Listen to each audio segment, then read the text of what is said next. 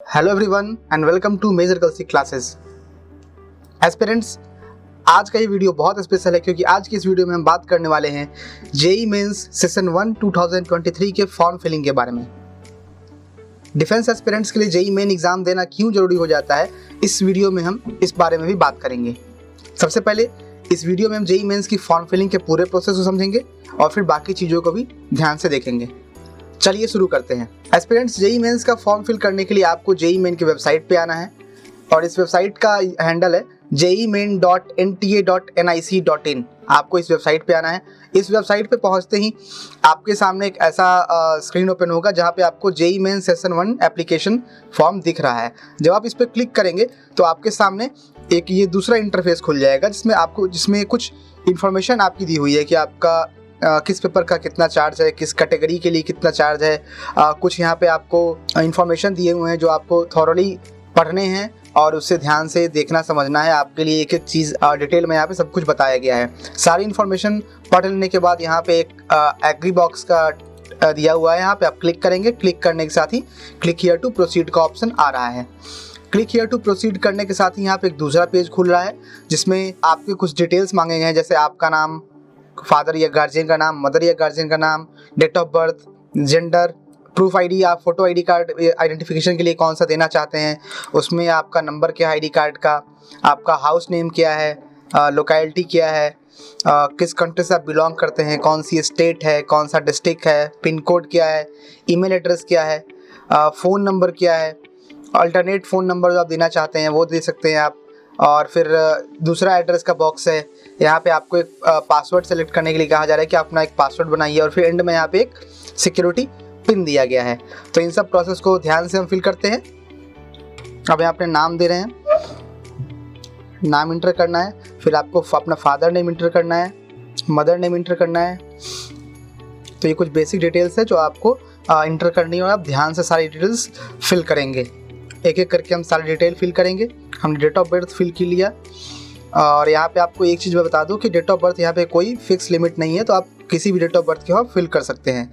इसके बाद आप जेंडर सेलेक्ट करेंगे, प्रूफ आईडी आप सेलेक्ट करेंगे, PAN card, driving licence, voter ID card जो भी है आप वो फिल करना चाहते हैं आप फिल कर सकते हैं। आपका जो भी आधार कार्ड है या जो भी वोटर आईडी कार्ड है, पासपोर्ट है, उसको आप नंबर देंगे, उसका आप नंबर देंगे। उसके बाद आपको अपना प्रमाइस का नंबर देना है, यानी कि एड्रेस देना है, जो भी परिसर संख्या आपके घर का नंबर हुआ वो आप यहाँ पे देंगे। लोकेलिटी आप फिल करेंगे और एक चीज़ ध्यान रखिएगा पेरेंट्स कि आप जो भी यहाँ पे डिटेल देंगे वो डिटेल बिल्कुल सही होनी चाहिए।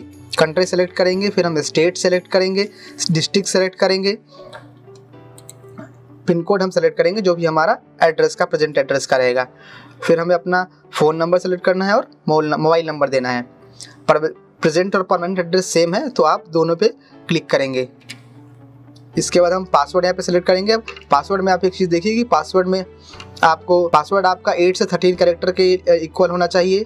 पासवर्ड में एक अपर लेटर होना चाहिए, एक लोअर लेटर होना चाहिए, एक न्यूमेरिक वैल्यू होनी चाहिए यानी कोई एक डिजिट होनी चाहिए और कोई एक सिंबल होना चाहिए। पासवर्ड सेलेक्ट करने के बाद अपना एक सिक्योरिटी क्वेश्चन देंगे, जो भी सिक्योरिटी क्वेश्चन आप लेना चाहते हैं, और सिक्योरिटी क्वेश्चन देने के बाद आप यहाँ पे नीचे कैप्चा कोड फिल करेंगे और फिर हम सबमिट करेंगे। सबमिट करते ही आपका यहाँ पे अगला इंटरफेस खुल जाएगा जिसमें आपका रजिस्ट्रेशन पेज इस तरह पेज खुलेगा। यहाँ पे आपको अपनी डिटेल वेरीफाई करनी है। डिटेल चेक करने के बाद आप अपना नाम, gender, father's name, address, mother name, mobile number, date of birth, email ID, आप ये सारा डिटेल एक बार चेक कर लेंगे। अगर आपका सारा डिटेल ओके है तो आप सबमिट एंड सेंड ओटीपी पे क्लिक करेंगे, नहीं तो आप एडिट रजिस्ट्रेशन फॉर्म में जाके एडिट कर सकते हैं। आई एग्री पे अगर आपका क्लिक करेंगे, आई एग्री पे क्लिक करने के बाद सबमिट एंड सेंड ओटीपी पे करेंगे और फिर सबमिट सेंड ओटीपी पे क्लिक करने के बाद आपके पास एक ओटीपी आएगी, जिस ओटीपी को आप वेरीफाई करेंगे। इसके बाद आप यहाँ पे फ्रेंड्स देखेंगे आपका फॉर्म यहाँ पे स्टार्ट हो जाएगा। फॉर्म स्टार्ट होने से पहले आपको अपना मेल आईडी वेरीफाई करना है। वेरीफाई करने के लिए आप सबसे पहले यहाँ पे क्लिक करेंगे। इस कैप्चा कोड को आप वेरीफाई करने के लिए आप यहाँ पे कैप्चा कोड को आप फिल करेंगे और फिर आप सबमिट पे क्लिक कर देंगे। इसके बाद आपकी एक ओटीपी मेल आईडी पे जाएगी और मेल आईडी पे आपकी OTP जाएगी, जिससे आप यहाँ पे इंटर करने के बाद आप वेरीफाई कर सकते हैं। कंप्लीट एप्लीकेशन फॉर्म पे क्लिक करना है। कंप्लीट एप्लीकेशन फॉर्म पे क्लिक करने के साथ ही आपका अगला पेज इस तरह खुलेगा, जहाँ पे आपकी कॉन्टैक्ट डिटेल्स कंप्लीट हो चुकी है और बाकी के डिटेल्स अभी इनकम्प्लीटेड हैं, क्योंकि आपको वो भी फिल करना है और वेरीफाई करने हैं।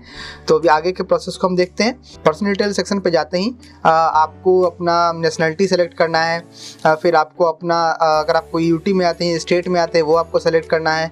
आपको यूटी सेलेक्ट करने के बाद आपको कैटेगरी देना है कि आप जनरल में है, SC ST OBC, किस कैटेगरी में आते हैं वो सेलेक्ट करना है। फिर कैटेगरी सेलेक्ट करने के बाद या आपसे पूछा गया है कि अगर आप एक डिसेबल कैंडिडेट हैं या PWD फिजिकली एबल्ड कैंडिडेट हैं, तो आप ना एक बेंचमार्क डिसेबिलिटी सेलेक्ट करिए। आप अगर आप हैं तो येस करेंगे, नहीं है तो आप नो करेंगे। इसके साथ ही पूछा गया है कि आप डायबिटिक हैं, डायबिटिक में आप येस नो सेलेक्ट करेंगे, है तो येस, नो है तो नो। फिर आपको अपना प्लेस ऑफ रेसिडेंस सेलेक्ट करना है कि आप गांव के क्षेत्र में आते हैं या शहरी क्षेत्र में आते हैं। तो अगर आप गांव में आते हैं तो आपको रूरल सेलेक्ट करना है। अगर आप अर्बन में आते हैं, मतलब शहर में आते हैं, तो आपको अर्बन सेलेक्ट करना है। इसके साथ ही आपको अपना फैमिली इनकम देना है कि आपकी फैमिली इनकम सालाना क्या है। फिर आपको अपने मोड ऑफ प्रिपरेशन देना है कि आपने किस तरह से तैयारी की, आपने सेल्फ स्टडी किया है, इंडिविजुअल ट्यूशन लिया, जैसे किया है आपको वो सेलेक्ट करना है। इसके साथ ही आपको सेलेक्ट करना है कि आपका जो स्कूल का मीडियम था वो कौन सा मीडियम था। आपने हिंदी बोर्ड से किया है, इंग्लिश मीडियम था, जो भी बोर्ड है अपना वो सेलेक्ट करेंगे। इसके बाद आपको अपना एक सिक्योरिटी पिन देना है और मतलब कैप्चा कोड फिल करना है। और कैप्चा कोड फिल करने के बाद आप 7 नेक्स्ट करेंगे। 7 नेक्स्ट करने के बाद ही आपसे आपका आधार नंबर पूछा गया है। आपसे पूछा गया आपके पास आधार कार्ड है, येस तो येस, नो है तो नो करेंगे। इसके बाद आप सबमिट पे क्लिक करेंगे। सबमिट पे क्लिक करने के साथ ही आपका कुछ डिटेल्स है यहाँ पे पूछा गया है कि क्या आप जैसे यहाँ पे 3 ऑप्शन है कि क्या आप अपना आधार नंबर शेयर करना चाहते हैं, तो आप पहला ऑप्शन है। अगर आप दूसरा ऑप्शन है कि आपका आधार नंबर आपके एप्लीकेशन फॉर्म में जो आपने दिया है वो सेम नहीं है, तो आप दूसरा सेलेक्ट करेंगे। और आप अपना आधार कार्ड नंबर शेयर नहीं करना चाहते हैं तो आप तीसरे पे सेलेक्ट करेंगे। तो इन तीनों ऑप्शन में से आप जो भी ऑप्शन सेलेक्ट करना चाहते हैं आप वो कर लेंगे। तो पहला ऑप्शन सेलेक्ट कर लेंगे और इसके साथ ही नीचे फिर डिक्लेरेशन बॉक्स में दिया गया है। डिक्लेरेशन बॉक्स पे टिक करने के बाद आप डिक्लेरेशन बॉक्स पे टिक करने के बाद कैप्चा कोड फिल करेंगे और फिर सबमिट एंड नेक्स्ट करेंगे। सबमिट एंड नेक्स्ट करने के साथ ही हम अगले पेज पे पहुंच जाएंगे, जो है एग्जाम एंड सेंटर डिटेल पे। एग्जाम सेंटर डिटेल पे आपको यहाँ पे 3 बॉक्स दिख रहा होगा। ये 3 बॉक्स 3 एग्जाम पेपर का है। यानी पेपर 1 में आप बैचलर ऑफ इंजीनियरिंग या बीटेक ले रहे हैं, पेपर 2 में बैचलर ऑफ आर्किटेक्ट ले रहे हैं और तीसरा में बैचलर ऑफ प्लानिंग ले रहे हैं। तो ये आप इन तीनों के लिए भी फॉर्म फिल कर सकते हैं या किसी एक में से आप चाहें, जो आपकी स्वेच्छा है, आप उसके लिए भी फॉर्म फिल कर सकते हैं। और अगर आप एक पेपर के लिए फॉर्म फिल करेंगे तो आपकी एक चार्ज लगेगी, यानी एक पेपर का चार्ज लगेगा। अगर आप मल्टीपल पेपर के लिए देना चाहते हैं तो आपको जस्ट नॉर्मल टिक करना है और आपका चार्ज डबल हो जाएगा। ये सिस्टम है पेपर सेलेक्ट करने का। एग्जाम पेपर सेलेक्ट करने के बाद आप पेपर का पैटर्न जैसे सेलेक्ट करना चाहेंगे, आप किस पैटर्न में पेपर देना चाहेंगे। और आपको यहाँ पे नीचे अपनी एग्ज़ाम सेंटर देना है कि आप कौन सा एग्ज़ाम सेंटर चॉइस वाइज रखना चाहते हैं, फर्स्ट प्रेफरेंस पे कौन सा, सेकंड पे कौन सा। आपको यहाँ पे 4 ऑप्शन दिए गए हैं। आप चारों ऑप्शन में अपना प्रेफरेंस सेलेक्ट कर सकते हैं। अपना सिटी और स्टेट आपको दोनों सेलेक्ट करने को मिलेगा। इसके बाद आपको सेलेक्ट करने के बाद आपको अपना पिताजी का आपके ऑक्यूपेशन देना है कि आपके पापा क्या करते हैं। आपके पापा की ऑक्यूपेशन देने के बाद आपके पापा की एजुकेशन क्वालिफिकेशन बतानी है कि आपके पापा कहाँ तक पढ़े हैं। फिर आपको आपकी मदर की ऑक्यूपेशन बतानी है कि आपकी मदर क्या करती हैं। और फिर आपके मदर का एजुकेशन क्वालिफिकेशन भी आपको यहाँ पे शेयर करना है। ये सारी इन्फॉर्मेशन शेयर करने के बाद नीचे आपको यहाँ कैप्चा कोड दिख रहा है, आप फिर से कैप्चा कोड फिल करेंगे। और कैप्चा कोड फिल करने के बाद हम 7 नेक्स्ट पे क्लिक करेंगे। 7 नेक्स्ट पे क्लिक करने के साथ अगला पेज पे हम पहुँचते हैं, जो कि हमारा एजुकेशन डिटेल यहाँ पे हमसे मांगा गया है। एजुकेशन डिटेल में सबसे पहले 10th पास है या नहीं, स्टेटस पूछा गया है, किस ईयर में पास है वो पूछा गया है। आपका स्पेस ऑफ स्कूलिंग क्या था, मतलब आपने गांव से पढ़ाई किया या शहर से पढ़ाई किया है, वही रूरल और अर्बन वाला सेक्शन है। अगर आपने गांव से पढ़ा है तो आप रूरल सेलेक्ट करेंगे, शहर से पढ़ा है तो आप अर्बन सेलेक्ट करेंगे। इसके साथ ही अगला जो डायलॉग बॉक्स है उसमें लिखा गया है कि हमारा कॉलेज या स्कूल किस प्रकार का था, वो गवर्नमेंट था या केंद्रीय विद्यालय था या जवाहरलाल नवोदय विद्यालय था। जिस तरह का आपका स्कूल रहा हो आप वो सेलेक्ट करेंगे। अगर प्राइवेट स्कूल से पढ़े तो आप अदर सेलेक्ट करेंगे। इसके साथ ही पूछा गया कि आप कौन से स्टेट से थ्रू आपने क्वालिफाई किया एग्जाम। अगर आप जो भी स्टेट में पढ़ते आपका घर जहाँ पे हो आप वो सेलेक्ट करेंगे। फिर पूछा गया आपका डिस्ट्रिक्ट कौन सा था। फिर बोर्ड का नाम पूछा गया है कि आप किस बोर्ड में आते हैं, कि आपका स्कूल किस बोर्ड से स्टार्ट था, आपने किस बोर्ड से परीक्षा उत्तीर्ण की है वो बताना है आपको, और फिर रिजल्ट का मोड बताना है कि आपके रिजल्ट परसेंटेज में आए थे या CGPA में आए थे, मतलब परसेंटेज में आए थे या परसेंटाइल में आया था। आपको अगर आपका रिजल्ट बहुत बोर्ड का परसेंटेज में आता है तो आपको परसेंटेज सेलेक्ट करना है, परसेंटाइल में आया था तो परसेंटाइल सेलेक्ट करना है, यानी CGPA सेलेक्ट करना है। ये सेलेक्ट करने के साथ ही आपको अब टोटल मार्क्स बताने हैं कि कितने मार्क्स का पेपर था, कितने मार्क्स ऑब्टेन किए हैं और कितना परसेंटेज बना है। आपको अपना रोल नंबर बताना है और फिर स्कूल का नेम बताना है और एड्रेस भी बताना है साथ ही साथ। इसके साथ आपको स्कूल कॉलेज का पिन कोड बताना है जहाँ पे स्कूल कॉलेज था। ये थे 10th की डिटेल्स। इसके बाद हम आते हैं 12th की डिटेल पे, जो आपकी पूछा गया आप 12th पास है या अपीयरिंग है। अगर आप अपीयरिंग है तो अपीयरिंग सेलेक्ट करेंगे, पास हो तो पास सेलेक्ट करेंगे और कौन से ईयर में आपने पास किया है वो सेलेक्ट करना है। यहाँ पे आपके पास 2021 2022 का ही ऑप्शन है। फिर आपको वही सारी डिटेल्स हैं जो आपने इससे पहले 10th में फिल किया है। आपके स्कूल का प्लेस, कॉलेज किस प्रकार का था, किस स्टेट से आपने दिया है, डिस्ट्रिक्ट कौन सा था, बोर्ड कौन सा था, रिजल्ट मोड परसेंटेज में था या CGPA में था, आपको यही सब डिटेल देनी है। पिन कोड देना है और कितने मार्क्स का आपका 12th का पेपर था, कितने मार्क्स आपने ऑब्टेन किए हैं, कितने मार्क्स आप कितने परसेंटेज आपने सेलेक्ट किए हैं। अगर आप अपीयरिंग सेलेक्ट करते हैं तो आपको यहाँ पे सारी डिटेल्स नहीं देनी होगी क्योंकि आपने अभी तक 12th दिया ही नहीं है। आपको बस ये सेलेक्ट करना है कि आप कौन सा एग्ज़ाम दे रहे हैं। आपको यहाँ पे कुछ डिटेल्स दी गई हैं जिसमें देखिए पहला है कि आप 10+2 सिस्टम जो CBSE पैटर्न पे आप उस तरह से एग्ज़ाम देने वाले हैं, या 2 ईयर प्री यूनिवर्सिटी जो पैटर्न चलता है एग्जामिनेशन का आप वो दे रहे हैं, या NDA के थ्रू आप जो जॉइंट सर्विसेज विंग में 2 ईयर का एग्ज़ाम होता है वो देने वाले हैं, या फिर NIOS के थ्रू आप ओपन स्कूल से 12th करने वाले हैं, या फिर association of Indian universities AIU के थ्रू आप 10+2 करने जा रहे हैं, या किसी वोकेशनल एग्ज़ाम के थ्रू आपको 12th की सर्टिफिकेट मिल रही है, या आप 3 साल की डिप्लोमा कर रहे हैं, या स्टेट बोर्ड की तरफ से आपको टेक्निकल एजुकेशन मिल रहा है। तो ये सब डिटेल्स आपको सेलेक्ट करनी है। ये उन बच्चों के लिए जो अपीयरिंग में है, यानी वो एग्ज़ाम देने वाले हैं, इसलिए उनसे पूछा गया है कि आप कौन सा एग्ज़ाम देने वाले हैं। तो ये डिटेल सेलेक्ट करने के बाद, ये सारी डिटेल देने के बाद हम कैप्चा फिल करेंगे और कैप्चा फिल करने के बाद हम फिर सेव एंड नेक्स्ट करेंगे। सेव एंड नेक्स्ट करने के साथ पूछा गया आपसे क्या आप ट्विन हैं। अगर आप येस है तो आप येस करेंगे, नो है तो आप नो करेंगे। फिर आपसे एक सिक्योरिटी पिन यानी कैप्चा फिल करना है और फिर आप येस पे क्लिक करेंगे। आपको यहाँ पे अपने गार्जियन का या पेरेंट का फ़ोन नंबर देना है और ईमेल एड्रेस देना है फॉर इमरजेंसी कॉन्टैक्ट पर्पस।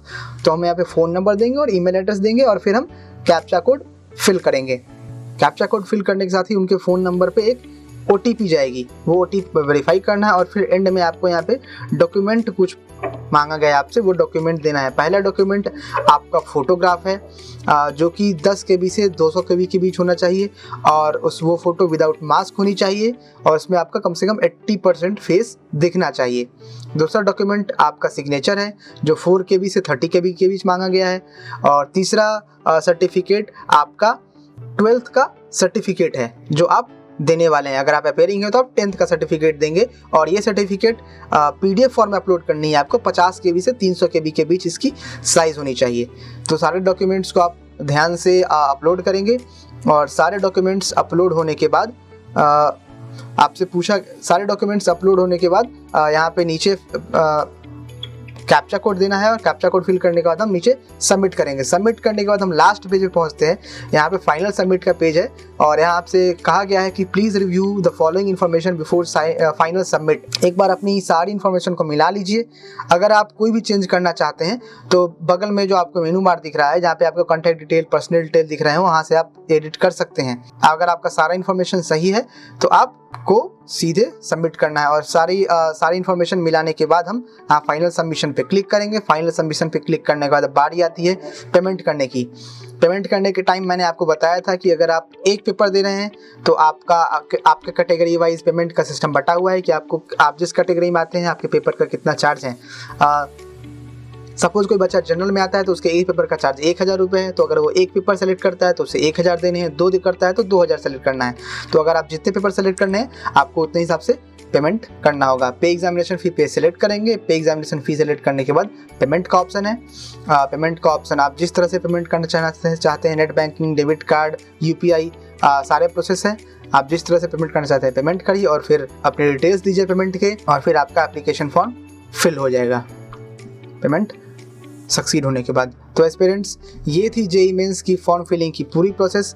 ये वीडियो हमने आपके लिए खास इसलिए बनाया है, आपके लिए जेईई मेंस का एग्ज़ाम देना कितना ज़रूरी हो जाता है, और डिफेंस एस्पिरेंट के लिए जेईई मेंस का एग्ज़ाम देना और भी ज़रूरी हो जाता है, क्योंकि जेईई मेंस के ज़रिए उन्हें मौका मिलता है 4 एसएसबी का, 4 डायरेक्ट एसएसबी का, और वो 4 डायरेक्ट एसएसबी बनती है आर्मी टीएस की और नेवी टीएस की।